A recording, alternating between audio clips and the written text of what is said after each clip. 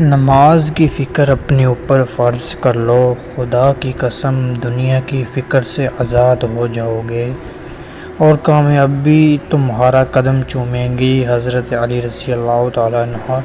انسان کی اصل موت تب ہوتی ہے جب وہ کسی کے دل سے نکلتا ہے۔ حضرت علی رضی اللہ تعالیٰ عنہ۔ انسان کا دل توڑنے والا شخص اللہ تعالیٰ کی تلاش نہیں کر سکتا، آج تک سمجھ نہیں آ سکا۔ اپنے بچوں کا پیٹ پالنے والا 12 گھنٹے تک کام کرنے والے کے پاس مسجد میں جانے کے لیے 10 منٹ کیوں نہیں ہوتے؟ غیر ضروری تنقید وہ تلوار ہے جو سب سے خوبصورت تعلقات کا سر قلم کرتی ہے۔ خاموشیاں ہی بہتر ہیں صاحب، لفظوں سے لوگ روٹھتے بہت ہیں۔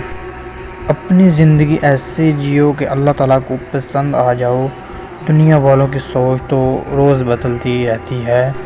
اپنی زندگی میں ہر کسی کو اہمیت دو، جو اچھا ہوگا وہ خوشی دے گا اور جو برا ہوگا وہ سبق دے گا۔